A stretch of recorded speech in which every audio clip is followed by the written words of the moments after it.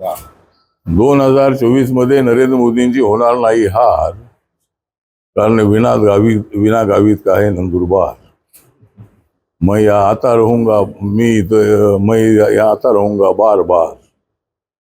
मैं आता रहूंगा बार बार क्योंकि मुझे अच्छा लगता है आदिवासी समाज का नंदुरबार. तर 2024 हे वर्ष आहे, नवीन वर्ष आहे. या नवीन वर्षाच्या मी पत्रकारांना शुभेच्छा देतो. नंदुरबार मधला जो सगळा आदिवासी समाज आहे, बाकीचा समाज दलित समाज आहे, इतर समाज आहे, सगळ्या समाजाला मी या नवीन वर्षाच्या हार्दिक हार्दिक शुभेच्छा देतो. त्याचबरोबर सगळ्या देशवासियांना सुद्धा येथून 2024 जे वर्ष आहे, या 2024च्या वर्षामध्ये त्यांचं कल्याण होऊ, त्यांचा विकास होऊ आणि भारत देश जो आहे हा भारत देश अजून मजबूत होऊ, अशा पद्धतीची अपेक्षा या प्रसंगी व्यक्त करतो. आणि 2024 मध्ये जी निवडणूक होणार आहे, त्या निवडणुकीमध्ये भारतीय जनता पार्टीच्या नेतृत्वाखाली एनडीए आहे. या एनडीएला 400 पेक्षा जास्त जागा मिळतील अशा पद्धतीची आम्हाला अपेक्षा आहे. आपल्याला माहित आहे की भाजपच्या 1982 मध्ये 2 जागा होत्या, पण नंतर अटल बिहारी वाजपेयीचं सरकार आल्यानंतर ते 182 जागा झाल्या होत्या. नरेंद्र मोदी 2014 मध्ये सत्तेवर आल्यानंतर 282 जागा झाल्या आणि 2019 मध्ये 303 जागा त्यांना मिळालेल्या आहेत. आता 2024 मध्ये 404 पेक्षा जास्त जागा निवडून येतील असा आम्हाला विश्वास आहे. कारण गेल्या 9.5 वर्षाच्या कालखंडामध्ये देश विकासाच्या दिशेने पुढे जात आहे.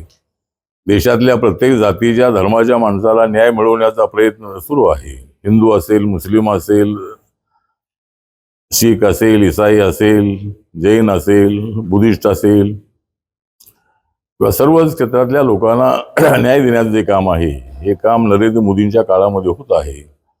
एक तर प्रत्येक माणसाला सामाजिक न्याय मिळाला पाहिजे, त्याचबरोबर त्यांना आर्थिक न्याय मिळाला पाहिजे. त्यासाठी विविध अशा पद्धतीच्या योजना ज्या आहेत त्या खेड्यापाड्यापर्यंत पोहोचवण्याचं काम सुरू आहे. जनधन योजनेचे अकाउंट जवळजवळ 50 कोटीपेक्षा जास्त बँकेमध्ये उघडण्यात आलेले आहेत. जवळजवळ 42 कोटीपेक्षा जास्त लोकांना मुद्रा योजनेचं कर्ज मिळालेलं आहे. 10 कोटीपेक्षा जास्त लोकांना गॅस सिलेंडर मिळालेले आहेत. 4 कोटीपेक्षा जास्त लोकांना प्रधानमंत्री आवास योजनेची घरे मिळालेली आहेत. 4 कोटीपेक्षा जास्त लोकांना आयुष्यमान भारत योजनेचा फायदा मिळालेला आहे. एका फॅमिलीला एका वर्षाला 5 लाख रुपये मेडिकल ट्रीटमेंटसाठी देण्याची स्कीम आहे. आणि अशा अनेक ज्या स्कीम्स आहेत. या वर्षाचं माझ्या मंत्रालयाचं बजेट आहे सामाजिक न्यायाचं, जवळजवळ 1,59,000 करोडचं आहे. त्याचबरोबर ट्रायबलचं जे बजेट आहे ते जवळजवळ 1,17,000 कोटीचं बजेट आहे. आणि सर्वसामान्यांना न्याय मिळवून देण्याची भूमिका माननीय नरेंद्र मोदींची जी आहे. नरेंद्र मोदी यांनी पहिली 5 वर्ष आदरणीय रामनाथ कोविंद यांना देशाचं राष्ट्रपतीपद दिलं. आता पहिल्यांदाच आदिवासी समाजाच्या आदरणीय द्रौपदी मुर्मू यांना राष्ट्रपतीपद मिळालेलं आहे. आणि देशाच्या 75 वर्षाच्या कालखंडामध्ये पहिल्यांदाच आदिवासी समाजाला न्याय मिळालेला आहे. आदिवासी समाजाचा मुख्यमंत्री जो आहे तो छत्तीसगडच्या मुख्यमंत्री पदावर आदिवासी समाजाच्या व्यक्तीला संधी मिळालेली आहे. अशा पद्धतीने अनेक जाती धर्माच्या लोकांना न्याय देण्याचं काम या सरकारच्या वतीनं होत आहे. इंडियाच्या नावाने जी आघाडी उघडण्यात आलेली आहे ही फक्त मोदींना हरवण्यासाठी उघडण्यात आलेली आहे. ही यांची आघाडी फक्त विकासाला रोखण्यासाठी आघाडी आहे. ज्या कम्युनिस्ट आणि सोशलिस्ट लोकांना काँग्रेस पक्षाने इंदिरा गांधींच्या इमर्जन्सीच्या काळामध्ये जेलमध्ये टाकलं होतं, ते सगळे लोक आता एकत्र आलेले आहेत आणि ते म्हणतायत की मोदींना हरवलं पाहिजे. ते म्हणतायत की हे लोक संविधान बदलणार आहेत. पण माझा त्यांना सवाल आहे की ज्या नरेंद्र मोदी यांनी नवीन संसद भवनाला संविधान सदन हे नाव दिलेलं आहे, बाबासाहेब आंबेडकरांच्या संविधानाचं सातत्यानं त्यांनी कौतुक केलेलं आहे. त्यांनी संविधानाला माथा टेकून शपथ घेतलेली आहे. असं असताना या देशाचं संविधान बदलणं हे अजिबात शक्यता नाही. पण समाजामध्ये गैरसमज पसरवण्याचा प्रयत्न सुरू आहे. आणि त्यामुळं या देशातल्या दलितांना माझं नम्र निवेदन आहे की या देशाचं संविधान बाबासाहेब आंबेडकरांच्या नेतृत्वाखाली बनवण्यात आलेलं आहे आणि ते संविधान बदलण्याचा प्रश्न अजिबात येत नाही आहे. संविधान या सरकारच्या वतीनं अजिबात बदललं जाणार नाही आणि देशाला विकासाच्या दिशेनं घेऊन जाण्याचा प्रयत्न नरेंद्र मोदींचा आहे आणि त्यामुळं इंडियाच्या नावाने केलेल्या आघाडीला नरेंद्र मोदींना हरवणं एवढं सोपं काम अजिबात नाही आणि जनता ज्यांच्या बाजूनं कौल देईल तो कौल आम्हाला मान्यच असेल, परंतु कौल आमच्या बाजूनं मिळेल अशा पद्धतीचा आम्हाला विश्वास आहे. महाराष्ट्रामध्ये जे BJP, शिवसेना आणि राष्ट्रवादी काँग्रेसचं सरकार या ठिकाणी आहे त्याला RPIचा पूर्णपणे पाठिंबा आहे आणि RPIला या येणाऱ्या विस्तारामध्ये एक मंत्रिपद मिळावं अशा पद्धतीची मागणी आपण देवेंद्र फडणवीस यांच्याकडे केलेली आहे. परंतु आमचा विस्तार होण्याच्या अगोदर अजितदादांचा विस्तार झालेला आहे, त्यामुळं आमचा विस्तार त्यामुळं थांबलेला आहे. तर RPIला एक मंत्रिपद मिळावं. माझा पक्ष जो आहे तो छोटा पक्ष आहे, पण गावागावामध्ये वस्तीमध्ये माझ्या पक्षाला मानणारे, RPIला मानणारे लोक आहेत आणि त्याचा फायदा BJPला अनेक ठिकाणी होतो आहे. त्यामुळं RPIला एक संधी द्यावी अशा पद्धतीची आमची मागणी आहे. देवेंद्रजींनी मान्य केलेलं आहे की ज्यावेळेला विस्तार होईल त्यावेळेला नक्कीच आम्ही विचार करू आणि तो विस्तार लवकरात लवकर करावा अशा पद्धतीची आमची मागणी आहे. आता आमच्या पक्षाच्या वतीनं आमची मागणी अशी आहे की जर आम्हाला तर 2 जागा मिळाल्या आणि त्या दोन्ही जागा निवडून आल्या तर माझ्या पक्षाला राज्यामध्ये मान्यता मिळेल आणि सिम्बॉल सध्या आमच्या पक्षाला नाही आहे. माझा पक्ष इलेक्शन कमिशनकडे रजिस्टर पक्ष आहे, पण लोकसभेमध्ये माझ्या पक्षाचा खासदार अजिबात नाही. मी मागच्या वेळेला 2009 शिर्डीमध्ये हरलो होतो, त्यामुळं शिर्डीतून लढण्याची माझी इच्छा आहे. त्यासाठी मी अमित शहा, JP नड्डा, देवेंद्र फडणवीस यांच्याशी बोलणार आहे आणि एकदा JP नड्डा यांच्यासमोरही मी माझी भावना व्यक्त केलेली आहे. पण शिर्डी जागा जी आहे ती माननीय एकनाथ शिंदे यांच्या नेतृत्वाखालची जी शिवसेना आहे त्यांचे सदाशिव लोखंडे त्या ठिकाणी सिटिंग खासदार आहेत, त्यामुळं त्यांचं पुनर्वसन कसं करायचं एकदा ठरणं अत्यंत आवश्यक आहे आणि माझी शिर्डीतून लढण्याची इच्छा आहे. तशी माझी राज्यसभा 2026 पर्यंत आहे, पण जर मला संधी मिळाली तर मी तिथं चांगल्या मताने निवडून येऊ शकतो. शिर्डीचा विकास ही माझ्या मंत्रिपदामुळं चांगला होऊ शकतो. त्यामुळं एखादी जागा विदर्भातली किंवा आणि कुठली एखादी जागा अशा 2 जागा जर आम्हाला दिल्या तर दलित मतं जी आहेत, आंबेडकराईट मतं जी आहेत ती ट्रान्सफर करण्यासाठी अजूनही चांगली ती संधी मिळेल आणि म्हणून आमचाही थोडा विचार करावा अशी आमची मागणी आहे. प्रकाश आंबेडकर महाविकास आघाडीचे काही नेते जे आहेत त्यांना घेण्यास विरोध करतायत, याकडे आपण कसं पाहता प्रकाश आंबेडकर? मला वाटतं की प्रकाश आंबेडकरांना विरोध करून चालणार नाही. त्यांनी जो 12-12चा फॉर्म्युला दिलेला आहे तो फॉर्म्युला त्यांनी ते स्वीकारावा आणि त्यांनी जर 12-12चा फॉर्म्युला स्वीकारला तर या चौघांची 12 वाजवण्यासाठी आम्हाला जास्त वेळ लागणार नाही आहे. त्यामुळं 12-12चा फॉर्म्युला त्यांचा आहे त्याचा विचार करावा. प्रकाश आंबेडकर येत असतील तर ते त्यांना त्या आघाडीमध्ये घ्यावं, त्याबद्दल आमचं काही मत नाही आहे. कुणी काय करायचं तो प्रत्येकाला अधिकार आहे राजकारणामध्ये. तर पण प्रकाश आंबेडकर त्या आघाडीमध्ये जातील असं मला वाटत नाही आहे, कारण त्यांना 2 जागा देण्याचं ते त्यांनी ठरवलेलं आहे. प्रकाश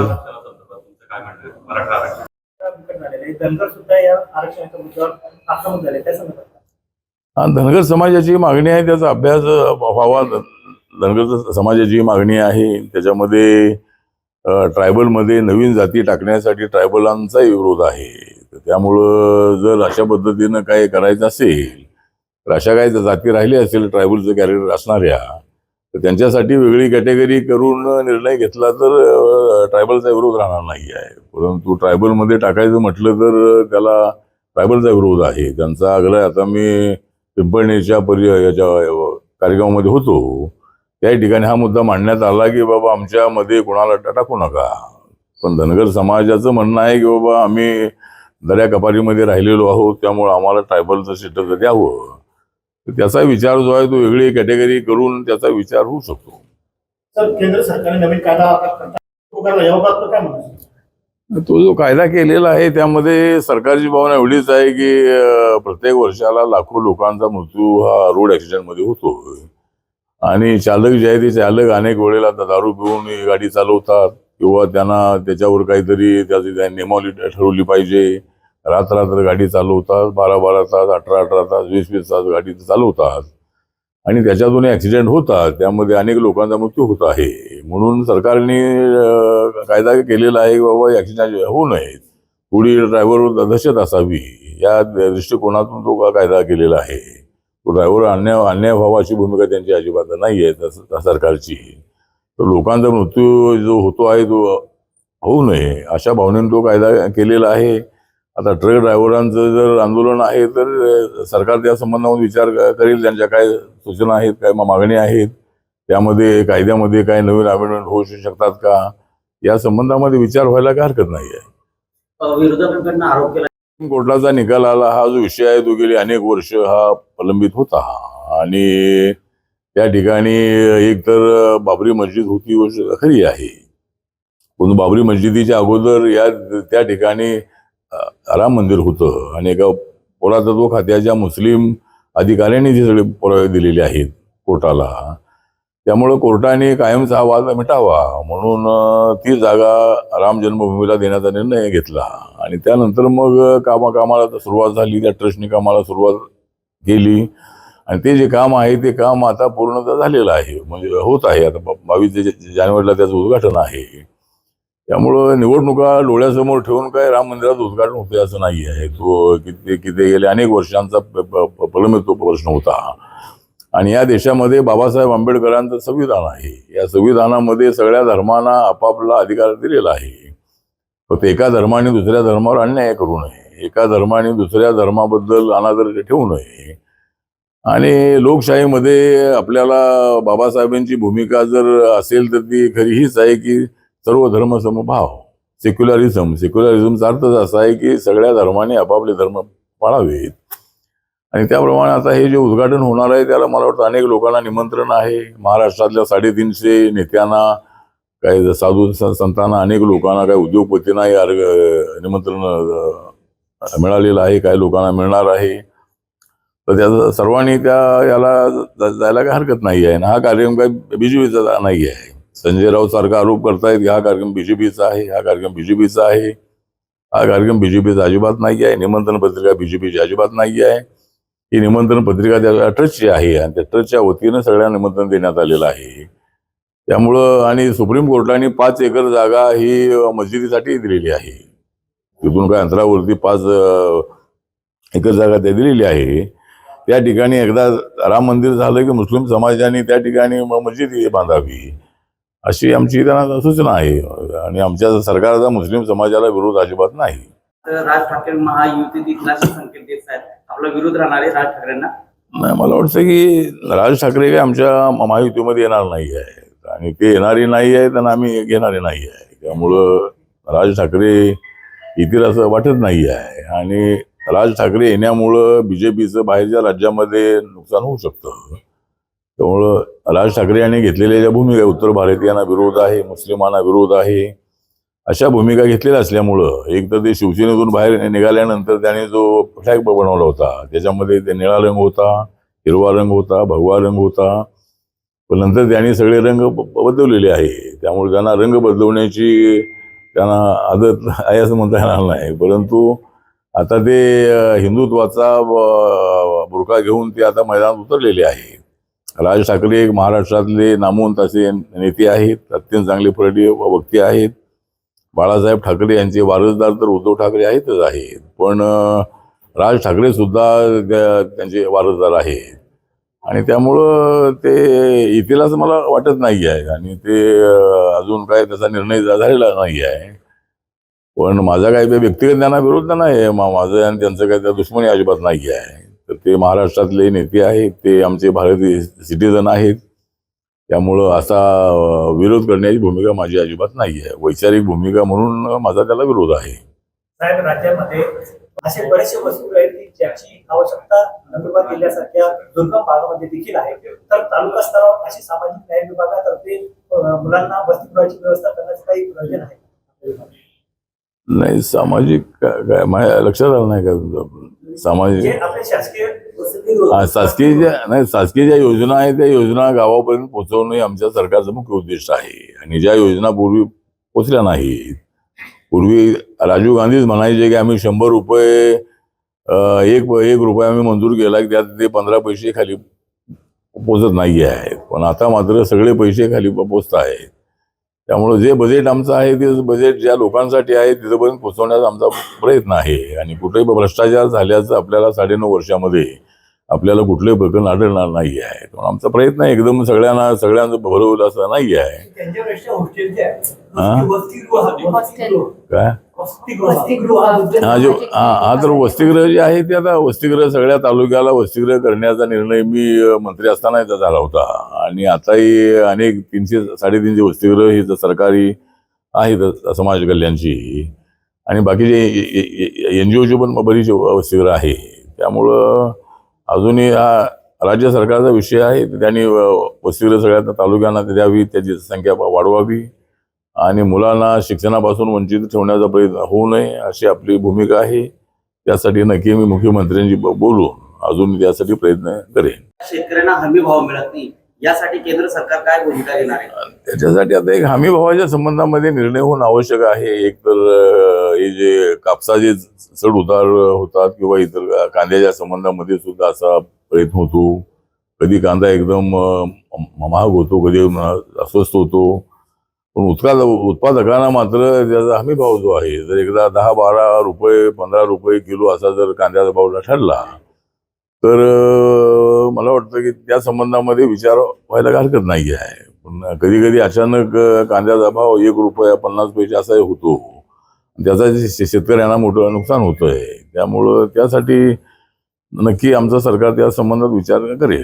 सर, एक शेवटचा प्रश्न आहे. राज्याच्या विधानसभा काय भूमिका? आपली तुमची भूमिका काय काय भूमिका राहील? तुम्ही 2 जागा मागणार आहात लोकसभेसाठी, तर विधानसभेसाठी तुमची काय मागणी? विधानसभेसाठी एक आमची मागणी राहील की एक 8-10 जागा RPIला मिळाव्यात. त्यामधल्या काही रिझर्व्ह जागा असतील, काही थोड्याशा जनरलच्या जागा असतील. आमच्याकडे आम्ही मराठा आघाडी केलेली आहे, ओबीसी आघाडी केलेली आहे. आणि बाबासाहेबांचा रिपब्लिकन पक्ष म्हणजे फक्त बौद्ध समाजाचा पक्ष नाही, तर सगळ्या जाती जमात्यांना घेऊन जाणार आमचा पक्ष आहे. त्यामुळे आम्हाला एक 8-10 जागा मिळाव्यात यासाठी मी प्रयत्न करेन. म्हणजे आमच्या पक्षाला फार एकदम जागा मी तशा मागणार नाही आहे. पण एक 8 ते 10 जागा आम्हाला मिळाव्यात अशी आमची अपेक्षा असेल. ABP माझा, उघडा डोळे बघा नीट.